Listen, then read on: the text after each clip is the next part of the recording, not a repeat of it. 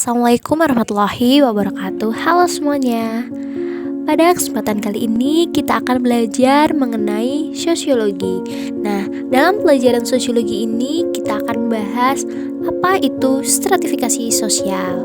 Ada yang tahu tidak? Stratifikasi sosial itu apa sih? Sebelum kita membahas apa itu stratifikasi sosial, kita harus memahami bahwa dalam setiap masyarakat ada sesuatu yang dianggap paling tinggi, paling berharga, paling memiliki nilai, dan lain-lain. Hal tersebut bisa terjadi karena masyarakat memiliki posisi-posisi tertentu sesuai dengan posisi yang dimiliki oleh setiap individu di dalam masyarakat. Selanjutnya, perhatikan gambar berikut ini. Bisa kita lihat bahwa pada gambar 1 menunjukkan ada seorang anak yang sedang belajar di tengah-tengah kekurangannya, yaitu dirinya tidak bisa memiliki rumah yang bagus untuk ditempati. Hal ini bisa terjadi karena anak tersebut tidak mampu memenuhi kebutuhan hidupnya secara layak. Nah, namun jika kita melihat pada gambar 2, ada seorang bos yang memiliki uang yang begitu melimpah, sehingga dirinya bisa memenuhi kebutuhan hidupnya secara layak. Dengan demikian, kedua gambar tersebut sangat terlihat adanya perbedaan yang terjadi di dalam masyarakat. Jadi, jika kita melihat kedua gambar tersebut, stratifikasi sosial itu apa sih? Ada yang tahu tidak? Stratifikasi sosial menurut para ahli. Yang pertama adalah Paul B. Harton and Cluster L. Beliau mengatakan bahwa stratifikasi sosial berarti sistem perbedaan status yang berlaku dalam suatu masyarakat. Yang kedua adalah Peter I. Sorkin. Beliau mengatakan bahwa stratifikasi sosial merupakan ciri yang tetap pada setiap kelompok sosial yang teratur. Lebih lanjut, beliau mengatakan bahwa stratifikasi sosial merupakan perbedaan penduduk dan masyarakat ke dalam kelas-kelas secara bertingkat. Jadi, jika melihat pengertian dari menurut para ahli, stratifikasi sosial adalah pembedaan masyarakat atau penduduk ke dalam kelas-kelas secara bertingkat atau hierarki, di mana dalam stratifikasi sosial di masyarakat itu ada yang golongan bawah, golongan menengah, dan golongan atas. Yang selanjutnya adalah dasar-dasar stratifikasi sosial. Yang pertama adalah ukuran kekayaan. Barang siapa yang memiliki kekayaan paling banyak, termasuk dalam lapisan teratas, kekayaan tersebut dapat dilihat dalam bentuk rumah, mobil pribadi, cara berpakaian, kebiasaan berbelanja, dan lain sebagainya. Jadi, posisi seseorang secara sosial dalam masyarakat dapat dilihat dari kepemilikan barang pribadinya.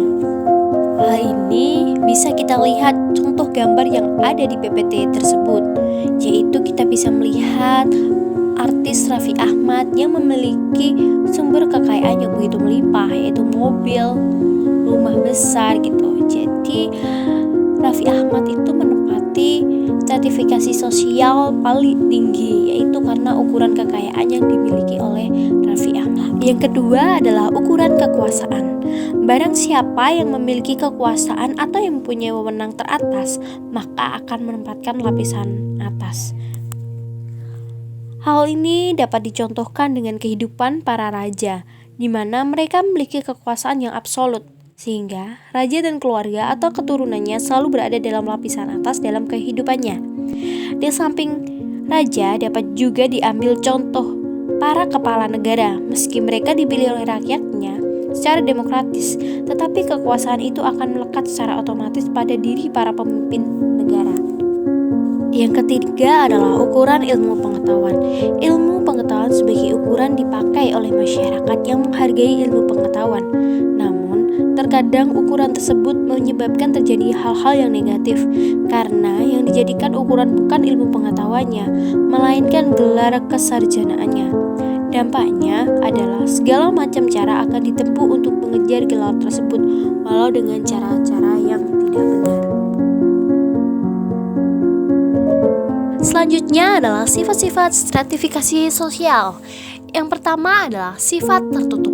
Stratifikasi sosial yang bersifat tertutup membatasi seseorang untuk berpindah dari satu lapisan ke lapisan yang lainnya, baik pindah ke lapisan ke atas maupun ke lapisan bawah, di mana satu-satunya jalan untuk lapisan tersebut hanya melalui kelahiran.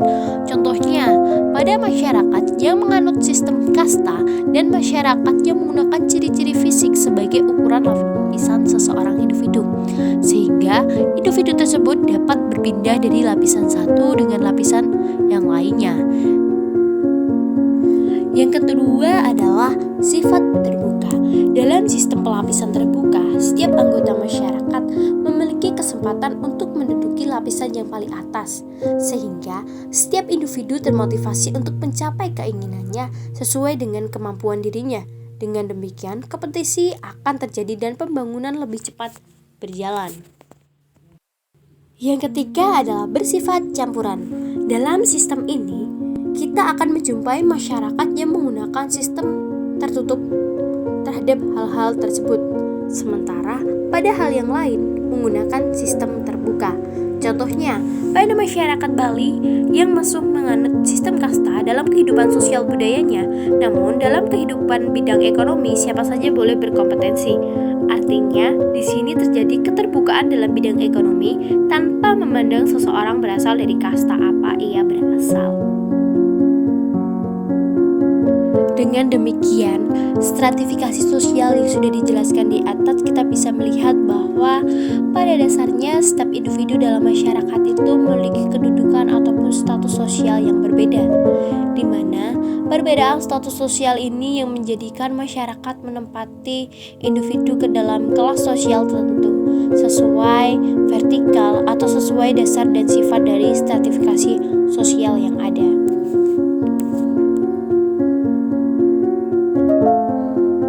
Selanjutnya adalah unsur-unsur stratifikasi sosial. Yang pertama adalah status atau kedudukan. Kedudukan sendiri dapat diartikan sebagai tempat atau posisi seseorang dalam suatu kelompok sosial. Kedudukan sosial artinya tempat seseorang secara umum dalam masyarakat sehubungan dengan orang lain dalam arti lingkungan, pergaulannya, prestasinya, dan hak serta kewajiban-kewajiban yang dimiliki oleh setiap individu di dalam sebuah masyarakat. Lalu, bagaimana sih individu itu memperoleh sebuah status di dalam masyarakat? Nah, dalam PPT tersebut bisa terlihat bahwa yang pertama adalah ascribe status. Nah, status atau kedudukan tersebut diperoleh secara turun-temurun melalui kelahiran. Status ini diartikan sebagai kedudukan seseorang dalam masyarakat yang diberikan tanpa memandang kemampuan atau perbedaan antara individu. Contohnya adalah status sebagai keturunan bangsawan, sehingga secara otomatis yang berasal dari keluarga bangsawan, mereka akan memiliki gelar bangsawan sejak lahir. Lalu yang kedua adalah achieve status. Achieve status adalah kedudukan yang dicapai seseorang dengan usaha yang sengaja dilakukan. Jadi bukan diperoleh melalui kelahiran. Kedudukan ini bersifat terbuka bagi siapa saja, tergantung kemampuan dari masing-masing individu dalam mengejar dan mencapai tujuannya. Contohnya adalah seorang guru, dokter spesialis, pilot, akuntan, dan lain sebagainya, di mana kedudukan maupun status sosial yang mereka peroleh karena hasil usaha yang mereka lakukan selama ini. Yang selanjutnya adalah assign status.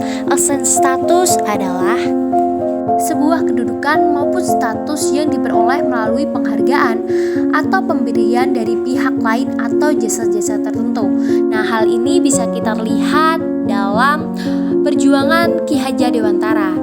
Ki Hajar Dewantara ini disebut sebagai Bapak Pendidikan sampai saat ini karena beliau telah memperjuangkan pendidikan di Indonesia pada zaman kolonial menuju sebuah perubahan, sehingga beliau diberikan penghargaan sebagai Bapak Pendidikan di Indonesia. Lalu yang selanjutnya adalah peranan. Peranan sendiri adalah tingkah laku yang diharapkan seseorang sesuai dengan status yang dimilikinya. Sehingga status atau kedudukan seseorang tidak bisa dilepaskan dari adanya peranan, karena keduanya saling berkaitan satu sama lain, di mana tidak ada kedudukan tanpa peranan dan tidak ada peranan tanpa kedudukan. Sehingga seseorang yang bertindak sesuai dengan hak dan kewajibannya, maka dia sudah menjalankan suatu peranan. Karena kedudukan seseorang bermacam-macam, maka peranan yang harus dijalankan orang tersebut juga bermacam-macam. Dengan demikian, kedudukan memerlukan peranan tertentu. Sehingga status atau kedudukan dan peranan seseorang yang dimiliki itu tidak bisa dilepaskan satu sama lain karena mereka saling berkaitan. Nah, tadi kan kita sudah membahas apa itu sebuah stratifikasi sosial menurut para ahli, lalu bagaimana sifat dari stratifikasi sosial, terus unsur-unsur stratifikasi sosial. Nah, untuk selanjutnya kita akan mengerjakan sebuah tugas di mana untuk langkah-langkah tugas tersebut yang pertama adalah buatlah 6 kelompok yang akan dibagikan oleh guru. Lalu silahkan amati video yang akan diberikan guru di depan kelas. Setelah mengamati video tersebut, silahkan untuk berdiskusi bagaimana pelapisan sosial yang terjadi dalam video tersebut terbentuk di dalam masyarakat. Selanjutnya adalah kreasikan diskusi yang telah kalian lakukan dalam bentuk mind mapping, infografis, dan lain sebagainya sesuai dengan minat kalian. Setelah selesai, presentasikan di masing-masing kelompok. Terima kasih buat semuanya yang sudah mengikuti pelajaran sosiologi. Sampai bertemu lagi.